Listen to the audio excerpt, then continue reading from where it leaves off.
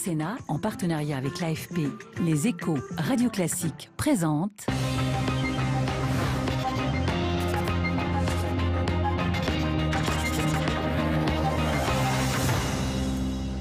Le secrétaire général de la CFDT est l'invité de l'épreuve de vérité. Laurent Berger, bonsoir. Bonsoir. Et merci d'avoir accepté l'invitation de Public Sénat avec Les Échos, avec Radio Classique et avec l'AFP.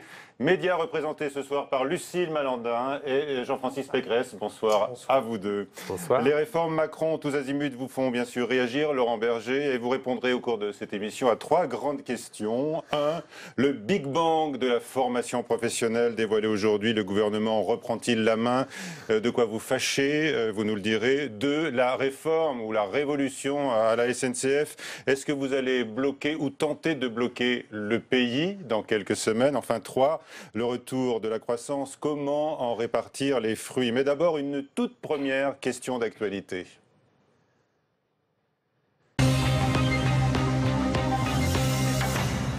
L'Italie ingouvernable, on le voit aujourd'hui au lendemain d'élections législatives qui voit triompher les partis populistes, anti-système. Ce choc électoral pour toute l'Europe vous inquiète-t-il? Oui, bien sûr. Il m'inquiète à double titre. Il m'inquiète pour ce que ça veut dire sur la situation politique de ce pays, qui est un grand pays européen, et puis ce que ça veut dire pour l'Europe. Inquiétant parce que les populismes progressent sur finalement des politiques sociales qui sont mal assumées, sur une politique migratoire qui n'est pas partagée au niveau européen. Mais qui est rejetée par les populations, manifestement. D'ailleurs, le président de la République française l'a souligné. Hein. Oui, bien sûr, parce que l'Europe a laissé l'Italie toute seule. Moi, je me rappelle d'avoir discuté avec Enrico Letta, qui expliquait combien il s'était senti finalement un peu abandonné par l'Europe sur la question migratoire. Donc, ça m'inquiète parce que les populismes, ça n'a jamais été une solution pour les peuples et pour la démocratie. Et ça m'inquiète parce que l'Italie est un grand pays européen et que ce n'est pas le premier à subir cet assaut du populisme. Et donc ça doit nous inquiéter. Et ça doit nous alerter aussi sur les politiques européennes et les politiques nationales. Sur les 2 points que vous évoquez, la politique sociale et la politique migratoire. Jean-Francis ? Oui, la social-démocratie en Italie a donc subi un très fort recul, comme en Allemagne et comme en France en 2017.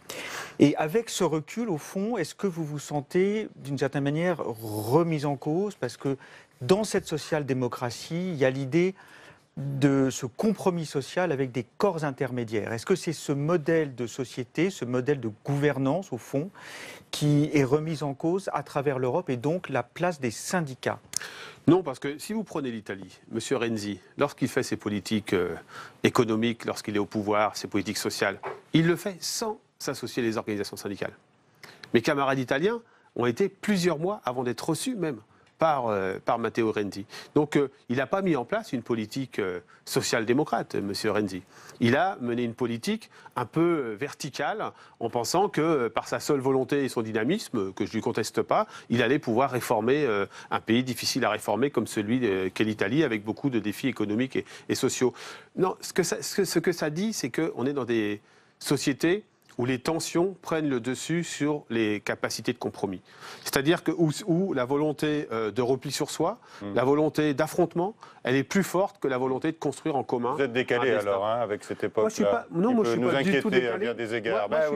C'est la définition même de ce que vous êtes. Oui, mais je ne suis pas décalé, je suis mobilisé. Vous savez, je suis inquiet lorsque on considère qu'il vaut mieux rejeter l'autre, il vaut mieux affronter, considérer son adversaire en termes des idées comme un ennemi plutôt que comme un interlocuteur avec qui il faut discuter. Oui, je suis inquiet, mais je ne suis pas décalé. Parce que, par ailleurs, il y a des marges de manœuvre ailleurs en Europe, on le voit. Par exemple en Allemagne, on regarde ce qui s'est passé en Allemagne, le week-end a été paradoxal au niveau européen de ce point de vue-là. Il se passe des choses aussi désagréables avec la poussée de l'extrême droite. Hein. Oui, mais où finalement la volonté démocratique l'emporte. Ouais, est-ce que justement vous pensez que le couple Macron-Merkel est le dernier rempart en Europe et est-ce que vous attendez de leur part de porter une voix forte? Là, 2 événements ce week-end. La grande coalition en Allemagne qui peut repartir. Et ce dont on vient de parler, la poussée populiste en Italie. Oui, si on veut relancer l'Europe, il faut que le couple franco-allemand se remette en route. Il se remette en route sur des politiques sociales assumées au niveau de l'Europe, des politiques communes qui nous projettent vers les transitions démocratiques, les transitions numériques, la transition écologique, c'est-à-dire qu'une politique d'investissement au minima dans la zone euro pour pousser l'Europe vers le haut, la tirer vers le haut. Vous faites confiance à Angela Merkel et à Emmanuel Macron, là. Ben, je crois qu'au niveau européen, il a votre confiance. J'étais au sommet, vous savez, j'étais au sommet social de Göteborg et où j'intervenais au nom des syndicalistes européens. Et j'ai vu les chefs d'État discuter. Oui, je le dis sans ambiguïté, on est plutôt satisfait d'avoir ce discours-là au niveau français qui se tient en Europe. Moi, je n'ai pas d'état d'âme à le dire. On a un président de la République qui a plutôt volonté d'avoir une politique européenne assumée. Maintenant, ça se mesurera comme toujours aux actes. Très bien. Les actes, eh bien, ce sont les réformes sociales qui sont engagées et qui peuvent parfois vous fâcher. On va le voir tout de suite. C'est donc la première question de l'épreuve de vérité consacrée aux grands dossiers sociaux qui vont nous occuper maintenant. Et c'est vous, Lucille, qui posez cette première question sociale. Alors, la ministre du Travail, Muriel Pénicaud, avait promis un Big Bang sur la formation professionnelle. Le gouvernement reprend la main sur la collecte des fonds en les transférant aux URSSAF. Est-ce que ça vous fâche? Est-ce que ça vous satisfait? D'abord, vous savez, moi, nous sommes engagés sur la négociation sur la formation professionnelle avec un objectif, c'est de faire progresser les droits à la formation pour les travailleurs. Cet objectif, il est atteint, il est repris par la ministre. C'est plus du doublement du nombre d'heures du droit à la formation pour chaque salarié dans son compte personnel de formation. C'est un droit accru pour tous les salariés faiblement qualifiés puisqu'ils pourront augmenter leur droit à la formation de façon beaucoup plus importante encore que les autres salariés. C'est un CPF transition, c'est un compte personnel transition qui pourra être avec un droit accru à la formation lorsqu'on voudra une reconversion lourde pendant sa carrière. Donc il y a tout un tas de droits nouveaux, notamment le conseil en évolution professionnelle, qui permettent d'accompagner les salariés dans son parcours de formation. Mais donc, le choix a été fait le choix a été fait d'abord de reprendre ses droits. En euros et non oui, pas en heures. Je vais y venir. Alors, attendez, donc c'est un sans faute pour la ministre? Non, ça veut dire qu'il y a d'abord la capacité. Vous savez, moi je ne cherche pas d'abord les problèmes, je cherche les solutions et les avancées pour les travailleurs. Et à ce titre-là, oui, il y a des avancées que les partenaires sociaux, et la CFDT en particulier, ont négociées et obtenues. Alors là, c'est un satisfecit que vous vous adressez à vous-même, en fait. Non, mais je me satisfais aussi que la ministre les ait reconnus dans sa conférence de presse ce matin et dans son dossier de presse. Et ensuite, il y a les problèmes de la gouvernance. Alors moi, je vais vous dire très franchement que le transfert des OPCA vers l'URSSAF, je ne sais pas si c'est une bonne solution, mais ce n'est pas de nature à me fâcher. Ça ne me paraît pas pour moi un sujet prioritaire. Ce qui me paraît un sujet prioritaire, c'est que les branches professionnelles, que les partenaires sociaux dans les territoires puissent définir les besoins en compétences qui sont nécessaires. Et pour ça, on aura toujours besoin des OPCA, je ne sais pas comment ils s'appelleront demain, peut-être des opérateurs de compétences, comme j'ai entendu ce matin. Donc ça, oui, je crois qu'il y a eu un Big Bang, si on veut reprendre cette formulation. Je ne sais pas si c'est un Big Bang. En tout cas, il y a une profonde transformation de la gouvernance. Moi, la gouvernance... La collecte des fonds, on ne va pas faire trop... on va pas jargonner parce que c'est un peu complexe. La collecte des fonds, la collecte des fonds, c'est pas en soi une difficulté. Moi, affaire des URSSAF, pas de l'État. Les URSSAF, c'est pas... En partie, oui, bien sûr. Moi, ce qui a été annoncé ce matin, ce qui m'inquiète le plus, c'est la transformation du compte personnel de formation d'heures en euros. En euros. Alors, c'est vrai qu'en affichage, ça fait, pour les salariés, 500 € par an de droit à la formation. C'est intéressant. Qu'est-ce qui vous inquiète alors? Ce qui m'inquiète, c'est comment ça fonctionne aujourd'hui. On peut prendre, sans jargonner, on va prendre 30 secondes pour expliquer. Aujourd'hui, vous avez, par exemple, 20 heures, droit à 20 heures de formation. Vous avez besoin de 20 heures pour vous former à telle ou telle évolution technologique, par exemple. Ces 20 heures... vous avez un organisme de formation qui vous donne la formation et vous avez un financement par votre OPCA de ces 20 heures. En moyenne, c'est un peu plus de 20 € l'heure de formation, mais c'est très disparate selon les organismes de formation. Et là, pour réguler un peu les organismes de formation, on dit on le transforme en heures. Mais sauf que le salarié, dans un premier temps, avant qu'on fasse un peu le ménage dans les organismes de formation, eh bien, le salarié va avoir ses 500 €. Et est-ce que ça suffira pour financer les formations dont il a besoin? Personne ne le sait pour l'instant. Donc, moi, je ne veux pas que cette transformation d'heures en euros, je ne veux pas que ce soit un affaiblissement du droit des travailleurs. C'est ça qui m'inquiète aujourd'hui. La question aujourd'hui. de Lucille, c'était pourquoi ce choix dans ce cas-là, le gouvernement a-t-il fait ce choix? Il faut peut-être dire que la le formation professionnelle, c'est 25 milliards d'euros, oui. Et c'est dénoncé souvent comme un gaspillage, dans bien des cas. Beaucoup de fraude aussi. Des fraudes, des formations inabouties, mal conçues. Plus c'est une absence de régulation. Donc là, il y a une volonté de régulation, tant mieux. Mais elle ne doit pas se faire au détriment du droit des salariés. Vous savez, 12% des entreprises industrielles aujourd'hui disent qu'ils ont un problème pour répondre à leurs besoins de commandes et n'arrivent pas à fournir parce qu'ils n'ont pas les compétences nécessaires. L'enjeu de compétitivité demain, la compétitivité, on en parle souvent, l'enjeu de compétitivité majeur demain, c'est la question de la formation et des compétences des travailleurs. Et donc on a besoin d'avoir un système de formation beaucoup plus pertinent. Tant mieux s'il y a de la régulation dans les organismes de formation.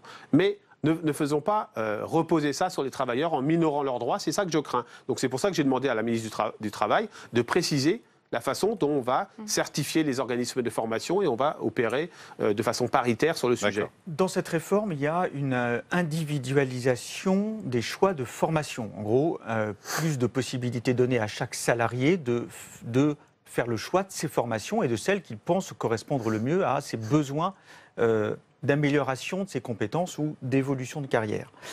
Est-ce que cette réforme-là, est-ce qu'elle va dans le bon sens, considérant que par rapport aux différentes réformes de la formation professionnelle de ces dernières années, 2004, 2009, 2014, on a une inefficacité française, une inadéquation des formations aux besoins? Non mais 2014, c'était les prémices de cette réforme. C'était déjà une individualisation des droits. Et donc, moi, je crois que c'est bien de rendre les salariés acteurs de leur parcours professionnel et qu'ils puissent regarder les formations qui les intéressent, qui peuvent répondre à leurs besoins. Il faut que ça se fasse aussi en termes de recensement des compétences nécessaires dans les bassins d'emploi et dans les branches professionnelles. Parce que sinon, on n'arrivera pas à refaire cette adéquation entre les besoins en emploi et les compétences disponibles. Donc, il faut un accompagnement. Moi, je ne crois pas à l'individualisation. Je ne crois pas que l'individualisation des droits, ce soit vous laisser tout seul dans la pampa et à vous débrouiller. Je crois qu'un certain nombre de salariés ont besoin d'être accompagnés. Et dans cet accord, nous avons obtenu un droit à l'accompagnement gratuit pour les salariés qui en feraient la demande. C'est le fameux conseil en évolution professionnelle. Alors justement, Laurent Berger, vous avez interpellé il y a quelques minutes la ministre du Travail, Muriel Pénicaud. Vous attendez des réassurances sur les droits des salariés. Et elle vous interpelle. En fait, vous allez le voir, elle vous flatte plutôt sur ce conseil en évolution professionnelle. Alors dans l'accord des partenaires sociaux que vous avez signé, il y a une avancée très forte, c'est rendre le conseil en évolution professionnelle un réel droit très concret et gratuit pour les salariés, pour les demandeurs d'emploi qui en ont besoin et qui souhaitent être accompagnés dans leur choix. Donc j'ai une question, comment vous voyez ce développement important et comment réussir cette révolution du conseil en évolution professionnelle qui est une des garanties de la qualité de tout ce qu'on fera pour les salariés, pour les demandeurs d'emploi et pour les entreprises?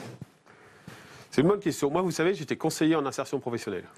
J'accompagnais des gens, des personnes qui étaient au RMI à l'époque et qui cherchaient un travail.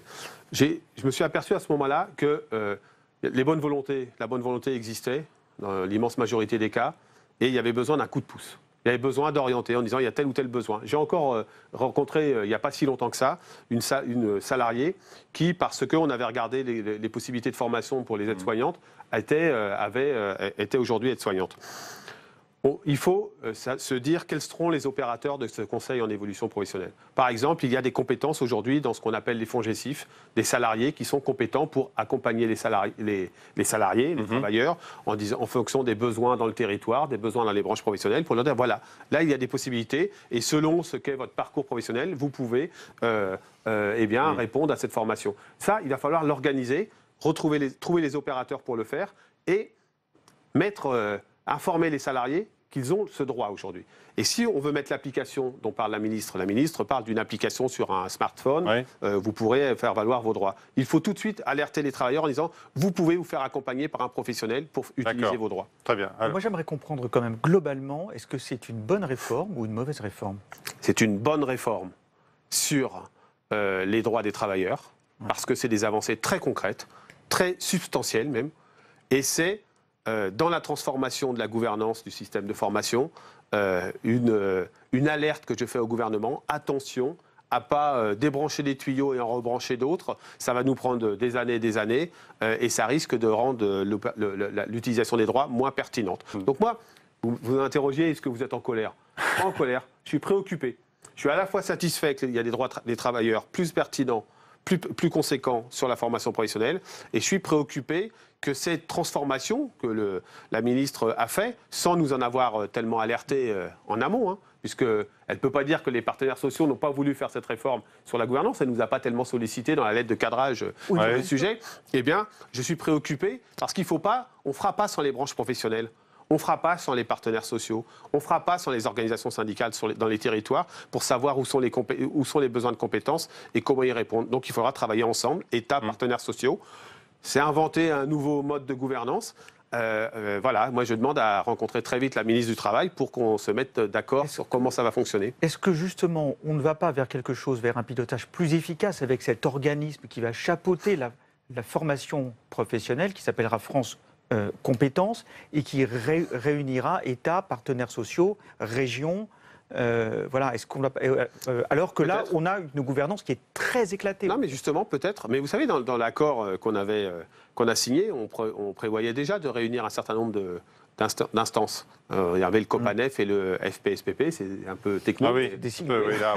Oui, mais c'était pour dire qu'on avait déjà commencé à opérer ça. Moi, vous savez, je suis prêt à revenir devant vous, prendre cet engagement.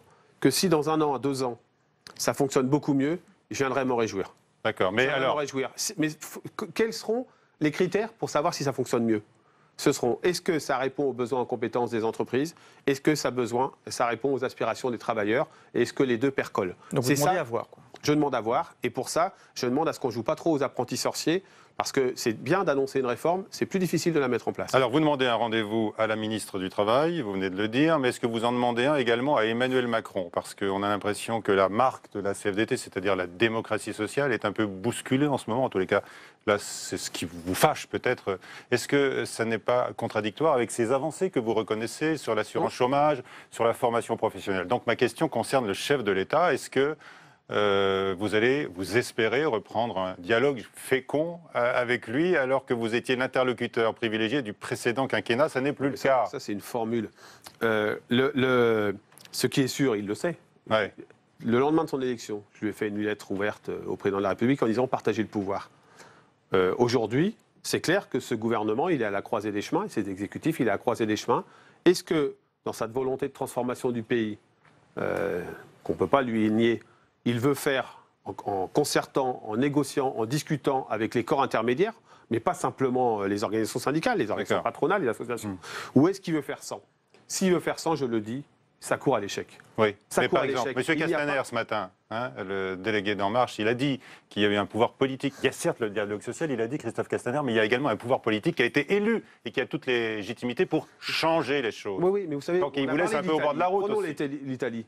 On a eu un Premier ministre, à un moment donné, en Italie, qui, M. Renzi, justement, j'en parlais, qui a dit « j'arrive et vous allez voir ». Ça va transformer, je vais faire mon Job Act, je vais faire tout un tas de réformes, une par mois, et vous allez voir, par la seule volonté politique, par ma légitimité politique, je vais le faire.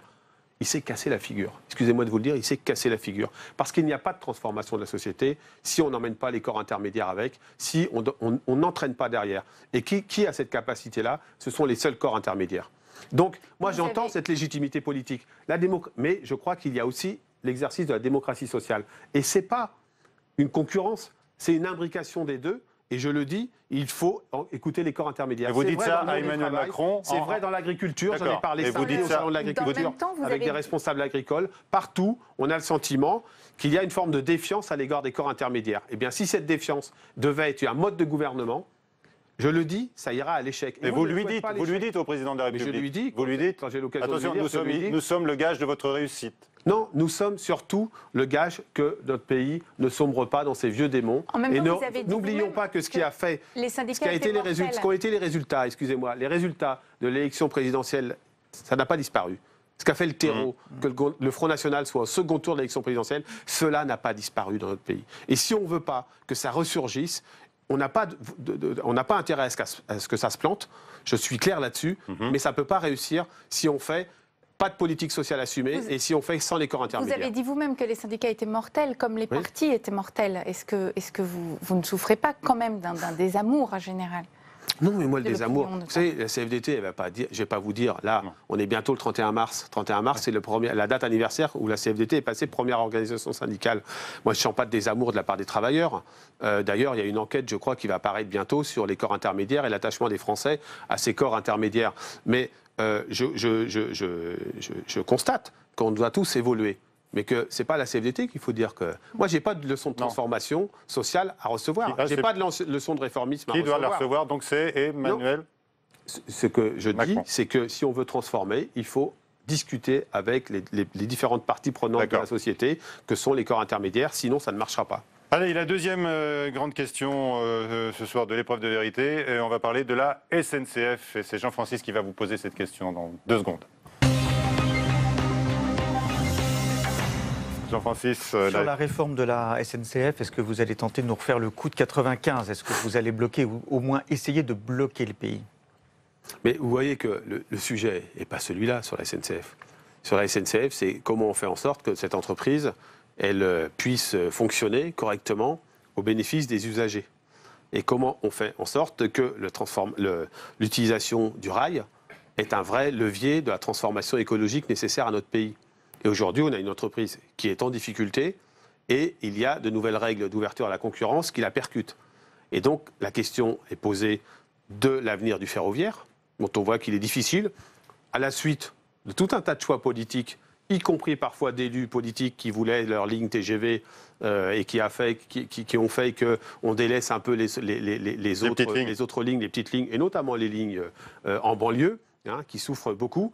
Et donc, il y a une politique d'investissement à mener, il y a une politique de dette, il y a la question de la dette, et il y a la question sociale qui est posée. Tout le monde est d'accord là-dessus, mais la question portait sur le mouvement social. Non, mais attendez, moi, je ne veux pas me laisser enfermer dans ce style de logique. Je ne vais pas me laisser enfermer en disant est-ce qu'on va refaire le coup de 95 ? Vous savez, 95, ça fait longtemps.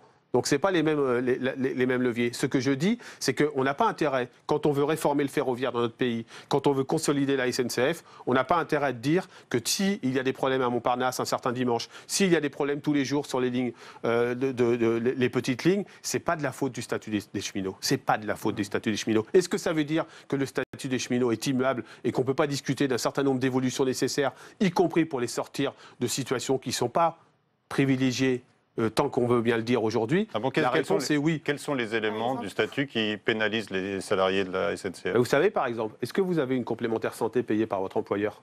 Oui. Ce n'est pas le cas des cheminots. C'est pas le cas des cheminots. Voilà, j'ai un exemple parmi d'autres. Donc, je le dis très franchement, moi, je ne ferai pas les cheminots les coupables de la situation de la SNCF ou de la situation du rail dans notre pays. Mais donc maintenant, il faut... Vous avez bien entendu, M. Pécresse, vous avez bien entendu, M. Pécresse, que les organisations syndicales, elles ont dit qu'elles voulaient discuter. Il y a une concertation ouverte par la ministre des Transports, que je sais loyale, cette ministre des Transports. Et donc, il faut que cette concertation ait lieu. Et elles décideront ensuite. Tous les syndicats sont sortis déçus la semaine dernière de la première séance de concertation. Oui, parce que ça donnait le sentiment. Est-ce qu'il y a vraiment une concertation? Est-ce que le gouvernement en tout cas, a vraiment l'intention le gouvernement à le faire avec vous la réforme? Et les organisations syndicales, elles ont décidé de s'y inscrire. En tout cas, la CFDT Cheminot a décidé de s'y inscrire jusqu'au bout. Il y a encore des réunions cette semaine, nous allons y participer. Sur cette réforme, qu'est-ce qui vous choque le plus au fond? Est-ce que c'est le fond ou est-ce que c'est la forme? Est-ce que c'est la méthode, le recours aux ordonnances? Parce que sur le statut, vous dites vous êtes la 4e organisation de la SNCF, mais au fond, vous n'êtes pas tout à fait hostile à ce qu'il y ait une évolution de ce statut. Le fond ou la forme? La forme est extrêmement maladroite. Vous savez, on nous fait les ordonnances. Moi, je l'avais dit à l'été dernier, lorsque ça a été annoncé dans la campagne. Il y a un président élu, il avait dit qu'il le ferait par ordonnance, il le fait par ordonnance. C'est la démocratie. Là, ça n'a pas été annoncé précédemment. Ça a été annoncé très tardivement que ça allait être par ordonnance. D'ailleurs, la rapidité du processus par ordonnance, ça mérite d'être discuté. La réforme du marché du travail, elle vient juste d'être achevée finalement. Donc ça ne va pas si vite que ça, aussi vite qu'on veut bien le dire. Donc là, oui, ça a choqué les cheminots. Et je peux le comprendre. Parce qu'en plus, qu'on puisse discuter du volet réforme ferroviaire, ouverture à la concurrence, par ordonnance, bon, ça se discute. Qu'on puisse discuter du volet gouvernance de la SNCF par ordonnance, ça se discute. Mais le statut social des cheminots, il se discute dans l'entreprise, dans la branche, il n'y a pas besoin d'ordonnance. Il n'y a pas besoin d'ordonnance sur ce sujet-là. C'est pas du tout justifié. Donc c'est ça qui a choqué aussi la CFDT cheminot et que je partage. Alors Donc, ce qui a surpris ceux je qui pense réclamaient... qu'il faut distinguer les trois sujets. Il y a un sujet investissement, il y a un sujet dans le ferroviaire, il y a un sujet gouvernance de la SNCF. Il est posé parce qu'en plus il y a l'ouverture à la concurrence. Et puis il y a un sujet Vous souhaitez que le gouvernement social. Dans ce cas, prenons le temps de discuter, machine arrière de sur négocier. les ordonnances? Non, mais Pour que le gouvernement fasse vous machine savez, j'ai cessé de croire au Père Noël il y a un petit moment.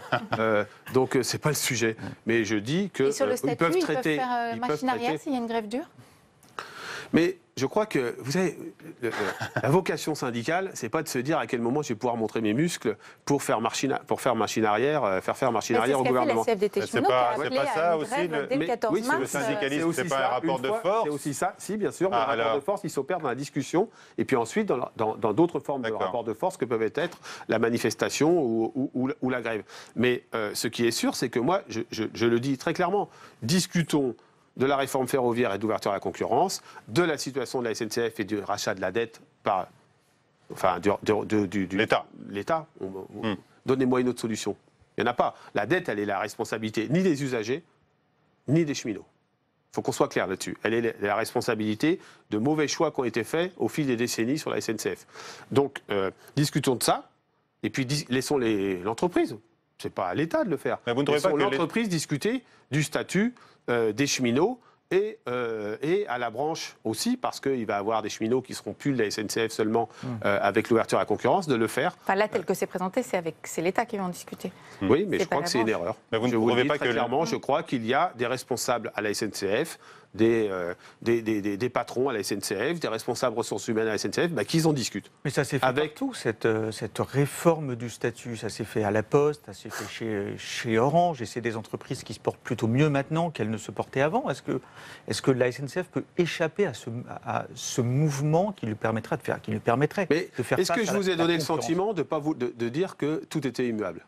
Je ne Non. vous dis pas que tout était immuable. Moi, j'entends. Ah ben vous dites pas, vous dites qu'est-ce qu'on qui peut peut aménager le statut, mais dites pas comment. on peut le Parce supprimer que carrément. non, mais il faut dire ce qu'on veut. Vous voulez quoi? Ah ben, Des nous, on- cheminots. Non, mais il faut nous, faut on se pose des demander. questions, Vous voulez hein, des nous, on veut cheminots rien. ultra précarisés? On veut des réponses. Comme en Angleterre? Mais Vous voulez personne des ne parle cheminots de qui... Non, mais précarisation. où est la ligne Non, mais vous rouge? voulez des parle de cheminots, contrat de vous voulez une travail. privatisation du rail qui fait, vous savez, qui fait en Angleterre une sécurité moindre, Il n'est pas question une de fiabilité privatiser le encore rail. Non, mais moindre. c'est pas parce qu'on est en contrat de travail. Attendez, Ouais. une fiabilité moindre et un tarif. Ouais, mais il y a d'autres beaucoup pays, plus il y a élevé d'autres- il y a pour d'autres les il y a d'autres usagers. pays que la Grande-Bretagne où la privatisation du rail donne de beaux résultats, mais on va pas. On peut comparer tous les en pays. plus, personne n'a parlé, y compris, vous allez un peu plus loin que le gouvernement. Vous croyez Non, moi, je pose redoutable. des questions. Personne n'a parlé de la privatisation Vous de la pensez SNCF. vraiment que c'est évitable La privatisation de la d'ici une SNCF. dizaine d'années, Bah, comme France bah, Télécom, certains le comme redoutent. GDF Trouvez-moi un Suez. investisseur pour une entreprise qui a ce niveau-là de dette.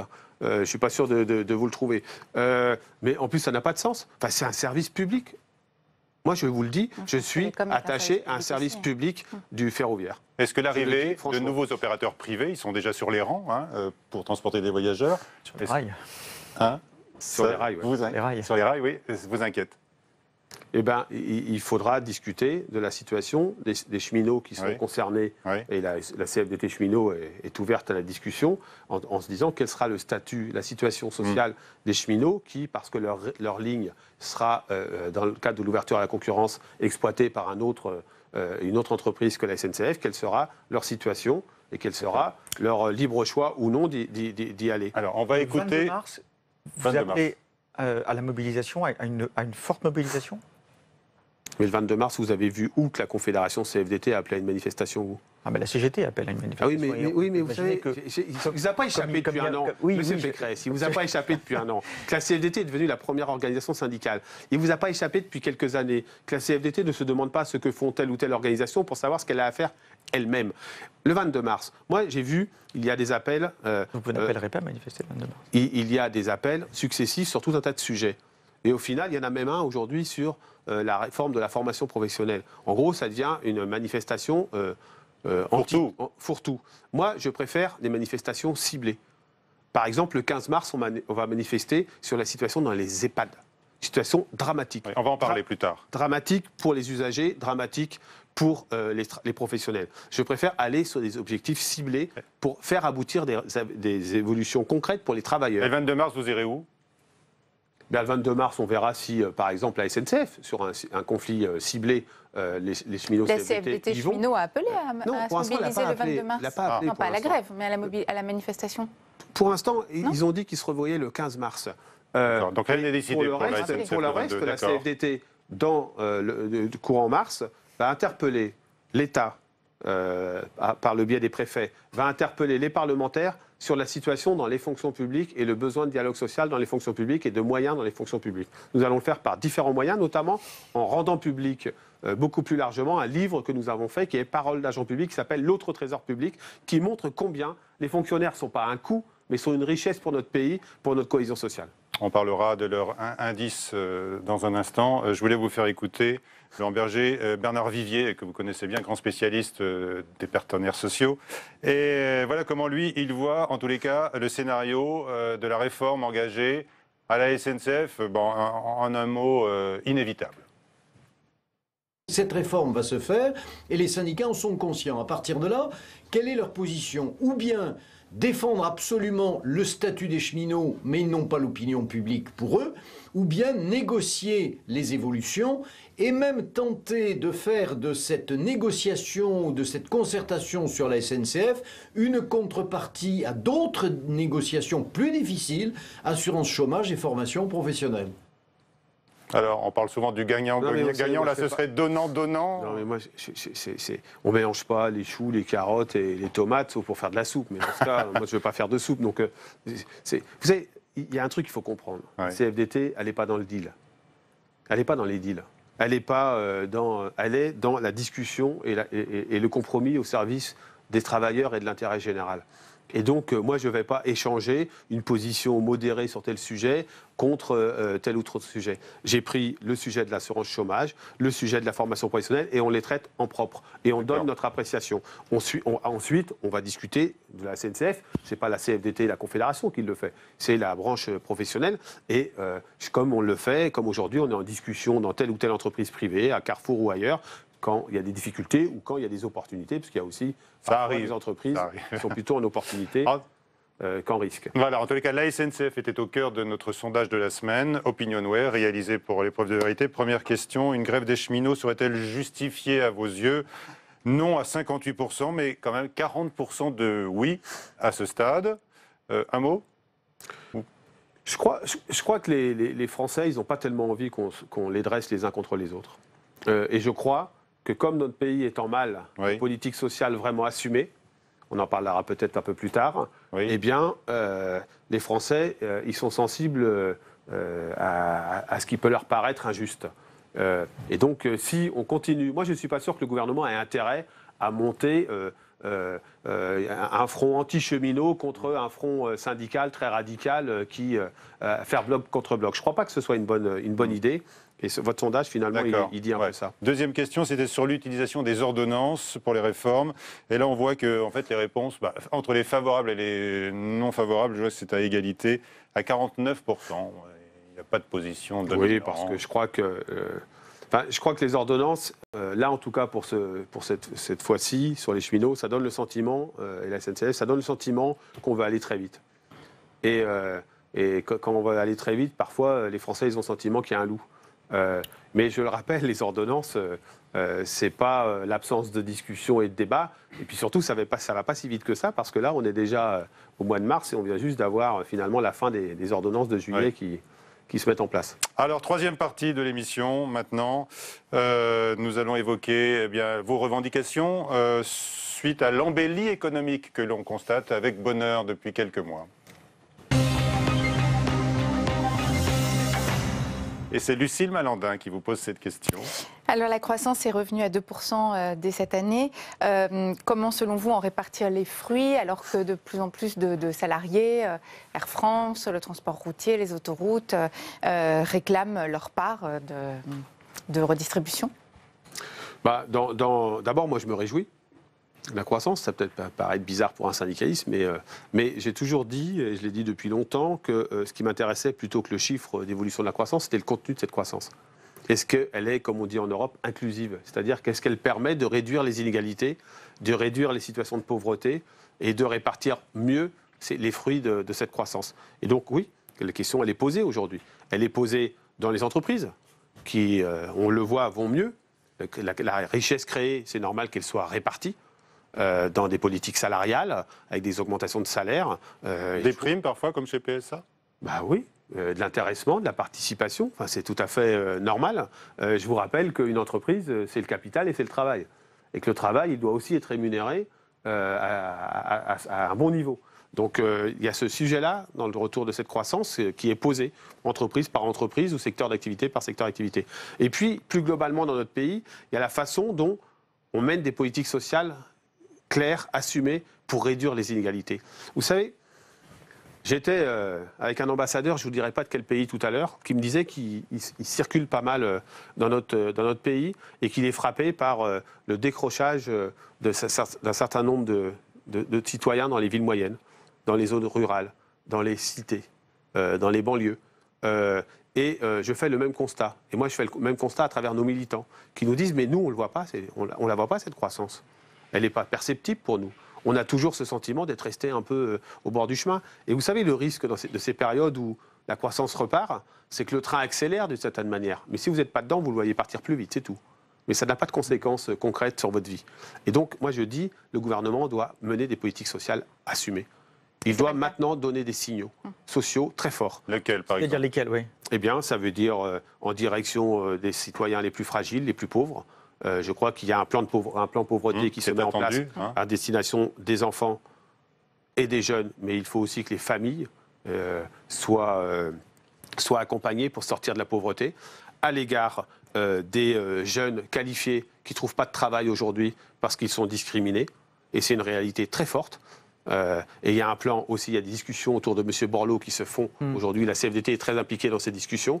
Il faut des politiques dans les fonctions publiques pour qu'on arrête cette désertification dans un certain nombre de territoires où les services publics finalement ne sont plus présents et donnent le sentiment d'un abandon aux citoyens. Enfin, tout ce qui a fait qu'à un moment donné, Marine Le Pen, elle a été au second tour de l'élection présidentielle. Et ce gouvernement, il doit écouter ce mal-être aujourd'hui, sinon il va à sa perte. Mais là, vous êtes en train de nous parler de distribution d'argent public. Or, ce qui se joue dans les entreprises, c'est la négociation, c'est des négociations pour redistribuer les fruits de la croissance privée. Est-ce qu'on n'est pas en train de confondre Non, parce que, vous savez, quand il y a de la croissance privée, il faut qu'elle participe à la croissance publique. Ça me paraît, c'est ce qu'on appelle la mutualisation, c'est ce qu'on appelle la fiscalité. Non, mais là, le gouvernement a donné la priorité à la réduction de la dette. Oui, mais justement, vous savez, et l'Italie vient de nous le rappeler durement, les citoyens, ils ne sont pas omnibulés par le chiffre de 3%. Il est important. La CFDT, vous le savez, depuis longtemps, a dit que transmettre une dette à la génération future était extrêmement dangereux. Et je continue de porter cette exigence. Mais ça ne peut pas être le seul horizon. Ça ne peut pas être le seul horizon. Il faut, on le voit en Italie, mais on le voit ailleurs en Europe, à chaque fois que la question sociale a été délaissée, où on a donné le sentiment qu'il fallait d'abord faire des efforts, d'abord relancer l'économie sans que tout le monde puisse en bénéficier, eh bien, on va vers des crises démocratiques. Et on va vers des sociétés qui se fracturent. Et moi, je ne veux pas ça. Et on est au bord de cette fracture. Question simple, par exemple. Est-ce que vous êtes pour une revalorisation du SMIC, pour un desserrement de la règle d'indexation du SMIC? Je suis pour que l'indexation du SMIC continue de se faire telle qu'elle se fait aujourd'hui. J'ai été très clair lorsque le rapport des experts est sorti. Parce que le SMIC, c'est le salaire minimum. Le seul problème du SMIC, vous savez, c'est quoi? C'est pas qu'il existe, c'est qu'il grignote tous les bas de grille, comme on dit dans les conventions collectives, parce qu'il n'y a pas de politique de carrière et de rémunération digne de ce nom dans un certain nombre de branches professionnelles. Donc, je n'ai pas d'état d'âme là-dessus. Lorsqu'une entreprise gagne de l'argent, elle doit redistribuer une partie de cet argent, évidemment vers l'investissement, évidemment vers les actionnaires, mais évidemment vers les travailleurs. Et quand l'État voit ses recettes fiscales augmenter, il faut qu'il augmente le point d'indice, par exemple? En tout cas, il ne faut pas qu'ils fassent des fonctionnaires simplement un coût. Et donc, le point d'indice, il est gelé depuis un certain nombre de temps. Surtout, là, il serait bien inspiré, le gouvernement, de mettre en œuvre les mesures prévues dans le plan qui s'appelait carrière et rémunération, qui avait été acté par le précédent gouvernement, qui prévoyait des évolutions de carrière pour un certain nombre de travailleurs. Je prends un exemple. On parle des EHPAD, on parle des hôpitaux. Les aides-soignants et aides-soignantes, beaucoup, elles sont un des métiers aujourd'hui les plus difficiles, où la question, y compris l'espérance de vie, est une des plus faibles. On a dans les écoles d'aides-soignants une baisse des candidats extrêmement inquiétante. Eh bien, nous, on revendique que les aides-soignantes et les aides-soignants passent de la catégorie C à la catégorie B. Voilà des revendications très précises qui permettraient une reconnaissance de carrière de ces professionnels dont on a tant besoin. On a parlé donc de la croissance privée, on a parlé également du budget de l'État. Et quand des fonds publics vont à des entreprises qui finissent par fermer ou et licencier leur personnel, là vous dites qu'il y a des choses à revoir. Je pense notamment à l'usine Ford près de Bordeaux, à Blanquefort, où le site est menacé. Et il y a eu beaucoup de fonds publics, notamment régionaux. Est-ce que là vous appelez à un changement ? J'appelle surtout à ce que, du coup, ça donne une légitimité aux acteurs publics, à la région en l'occurrence là, mais aussi à l'État d'intervenir, en tout cas pour exiger un traitement des travailleurs dignes en termes de maintien de l'emploi, mais aussi en termes de reclassement lorsqu'il y a des difficultés économiques. Moi, je ne suis pas pour l'économie dirigée, c'est une surprise pour personne. Mais je ne suis pas non plus pour que les aides publiques aux entreprises n'impliquent pas un certain nombre de règles éthique, morale et de responsabilité sociale et environnementale. Quand j'étais en Pays de la Loire, rapporteur d'un projet d'avis au Conseil économique, social et environnemental qui était sur la conditionnalité des aides publiques. Moi, je crois que les entreprises, elles doivent justifier de l'utilité qu'elles ont, l'utilisation qu'elles ont des aides publiques qui sont versées aux entreprises, et elles ne le font pas suffisamment. Elles ne le font pas suffisamment, que ce soit lorsqu'elles sont en situation difficile ou lorsqu'elles vont bien, en embauchant des apprentis, en ayant des politiques de formation, de respect de leurs sous-traitants. Et donc, on peut avancer beaucoup plus loin là-dessus. Vous vous êtes réjoui il y a quelques instants du retour de la croissance. Est-ce que vous vous réjouissez pareillement du record de bénéfices des entreprises du CAC 40, 95 milliards d'euros? Non, ça me touche beaucoup moins. Mais vous savez, ce dont je me réjouis c'est un peu lié, les choses sont liées, non? Oui, mais vous savez, à condition qu'elle s'interroge sur la façon dont elle participe au bien commun, à la chose collective. Moi, je ne suis pas pour des entreprises, et il y a un rapport qui va être rendu cette semaine extrêmement important sur les finalités de l'entreprise. Eh bien, moi, je suis pour que l'entreprise ait d'autres finalités que simplement la rentabilité et le rendement à ses actionnaires. Il faut qu'il y ait une finalité sociale et environnementale. Donc, moi, vous savez, je me réjouirais dans notre pays lorsque la croissance, elle servira aussi à réduire la pauvreté, notamment la pauvreté des enfants, qui touche près d'1 million d'enfants dans notre pays, lorsqu'elle servira à réduire les inégalités, à réduire les discriminations, on en est encore très loin. Donc c'est à cela que j'appelle le gouvernement. Ça, c'est antinomique avec les bénéfices records. Non, c'est pas antinomique. Mais moi, vous savez, je suis pas, vous avez pu me remarquer, je suis pas dans l'opposition entre les méchants et les bons et les bons de l'autre côté. Et je ne dis pas que c'est antinomique, je dis qu'aujourd'hui, c'est inégal. Très inégal. On vit dans un pays qui est trop inégal, alors qu'il a de la richesse et qui pourrait réduire ces inégalités par des choix collectifs. C'est ça que je dis. Maintenant, tant mieux si la croissance repart, parce que ça va permettre peut-être de le faire. Encore faut-il des politiques sociales assumées qui manquent aujourd'hui. Vous avez entendu les critiques sur Emmanuel Macron, président des riches. C'est un peu ce que vous nous dites, là. Non, vous savez, ça aussi... c'est une formule. Vous allez me dire c'est une formule, vous ne la reprenez pas. Vous savez, je sais bien que Alors c'est un slogan pour vous, président des riches. Non, en tout cas, pour l'instant, un certain nombre de mesures qui ont été prises depuis l'été, les APL, la baisse des contrats aidés, dont on voit qu'il y a un rapport sénatorial qui dit que c'est une catastrophe pour les territoires et les associations et pour le chômage, la question d'un certain nombre d'augmentations des minima sociaux, sauf du RSA par exemple, eh bien, c'est la démonstration qu'on n'a pas tout fait, loin s'en faut, pour les personnes fragiles et les pauvres dans notre pays. Il est grand temps qu'on le fasse. D'accord. Et donc, vous encouragez Emmanuel Macron à prendre les bonnes mesures pour changer d'étiquette ou de slogan? Moi, formule, on lui colle sur le dos. Je ne collerai jamais des étiquettes, ça ne m'intéresse pas. Mais si on pouvait réduire la pauvreté de façon extrêmement importante, on aurait fait œuvre utile. On aurait fait œuvre utile pour les personnes concernées, pour notre société, pour l'Europe, pour la démocratie, pour ne pas vivre ce qu'est en train de vivre l'Italie. Ça nous ramène à la question du début sur la poussée du populisme tout près de chez nous. Merci beaucoup, Laurent Berger, d'avoir été avec nous aujourd'hui. Merci à vous. Merci. À la semaine prochaine à tous.